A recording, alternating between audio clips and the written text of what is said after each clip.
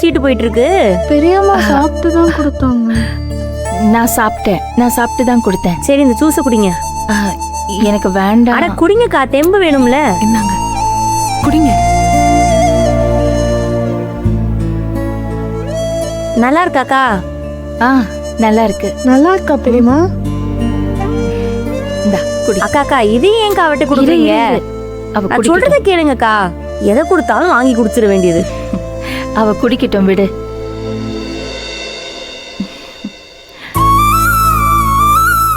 இவ இப்படி வளர்ந்துட்டால. இப்பதான் இவ பிறந்து நான் வந்து ஹாஸ்பிட்டல்ல பார்த்த மாதிரி இருக்கு. அது வார வாரம் தான் வளர்ந்துக்கு இருக்கு. ஆனா ஆளு மட்டும்தான் வளர்ந்துக்கு இருக்கு. இல்லடி, மூளை அதுக்கு மேல வேகமா வளருது. அப்படி சொல்ல வந்தேன்டி.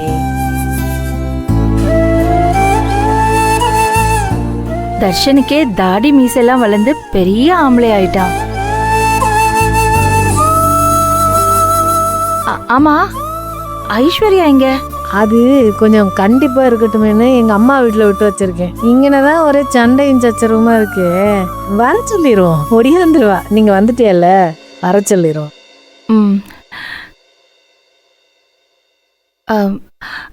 எங்க அப்பா எப்படி இருக்காரு? ஃபோன் பண்ணி சொல்லிட்டீங்களா நான் கண்ணு முழிச்சிட்டேன்னு? சொல்லியாச்சு. போன் போட்டு சொல்லியாச்சு. அவரு காசியில இருக்கிறாரா, இன்னும் 2 நாள்ல வந்தாருன்னாரு. வருவாரான்னு தெரியலையே. ஏன் இவங்க ஒத்துப்பாங்களான்னு தெரியல. ஏன் ஒத்துக்க மாட்டாங்க? ஏய், 3 வருஷத்துக்கு கதையா அவங்க பேசுறாரு. எவ்வளவு பிரச்சனையா இருந்தது இங்கிட்டு. அம்மா போனதுக்கு அப்புறம் அவர் ரொம்ப அப்செட் ஆயிட்டாரு. ஜனனி மட்டும் சொல்லலன்னா எனக்கு போய் அம்மாவை கடைசியா பாக்குற தைரியம் கூட வந்திருக்காது.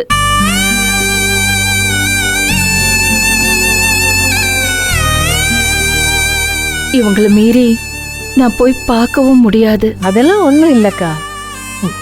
போன் போட்டு சொல்லியாச்சுன்னு சொன்னல, வந்துருவாரு. அதெல்லாம் இவங்க ஒன்றும் சொல்ல மாட்டாங்க. பாத்தியல்ல, எல்லாரும் மாறிட்டாங்க. தர்ஷன் அப்பா இவ்ளோ அமைதியா பேசுறதே எனக்கு ஆச்சரியமா இருக்கு. அத்தையும் ரொம்ப மாறிட்டாங்க. என் மேல அவ்வளோ பாசத்தை கொட்டுறாங்க. இப்படியே இருந்துடணும்.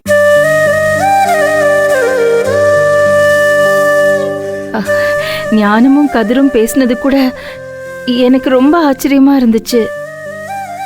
எப்படி அவங்களுக்குள்ள இவ்ளோ மாற்றம் வந்துச்சுன்னு எனக்கு புரியவே இல்லை. அத்தைக்கு வயசாயிருச்சு, அவங்க மாறிதான் ஆகணும். இவங்களுக்கும் வாழ்க்கை இப்பதான் புரிய ஆரம்பிச்சிருக்கு, அதான் மாறிட்டாங்க. இப்படியே இருக்கட்டும்.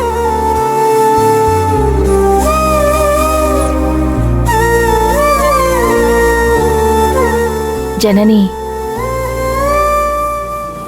எங்களால தான் இவங்களை தாண்டி எதுவுமே செய்ய முடியல. இனிமேலும் முடியுமான்னு தெரியல.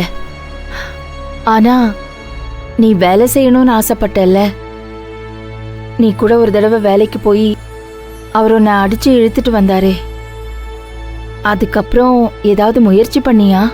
அண்ணி, ஜனனி கர்ப்பமா இருக்கா.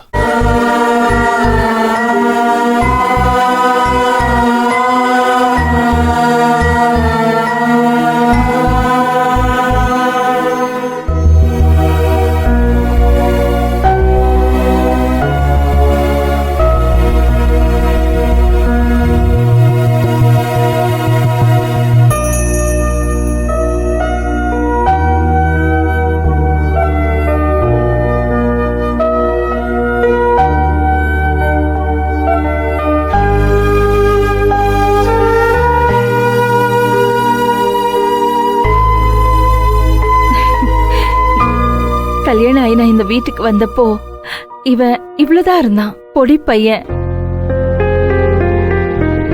தயங்கி தயங்கி ரொம்ப யோசிச்சுதான் பேசுவான். எனக்கு இது வேணும்னு கூட அவனுக்கு கேட்கவே தெரியாது. நான் அடிபட்டு நின்னுட்டு இருப்பேன், இவன் கதவோரமா வந்து நிப்பான். நான் பாக்குற வரைக்கும் அவனும் ஒன்றும் பேச மாட்டான். திரும்பி என்னப்பா வேணும்னு கேட்பேன்.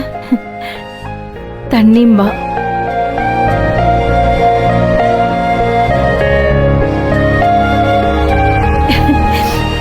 இப்போ அவனுக்கு அவனுக்கு ஒரு புள்ள.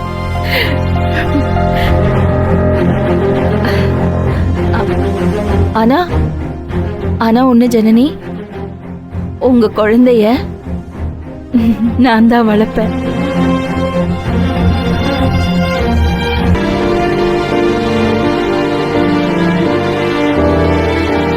அந்த உரிமை என்னோடது.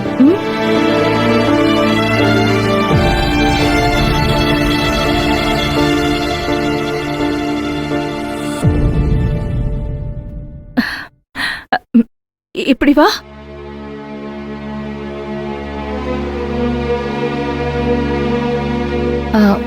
உன் பேரை கூட நான் கேட்கல.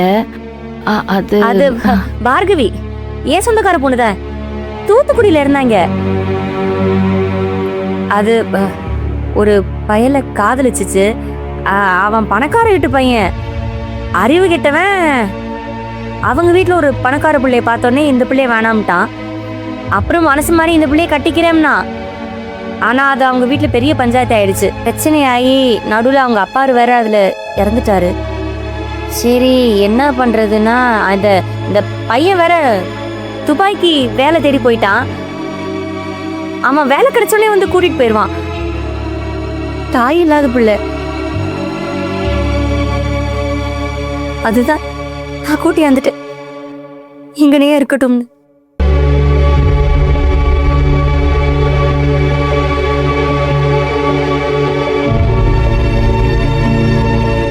உன் பேர் என்ன சொன்ன? பார்கவி.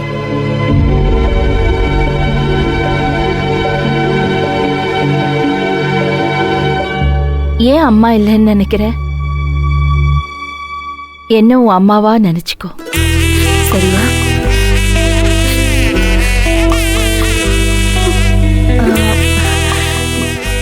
எனக்கு என்னமோ உன்னை பார்த்தா புதுசா பாக்குற மாதிரி தெரியல.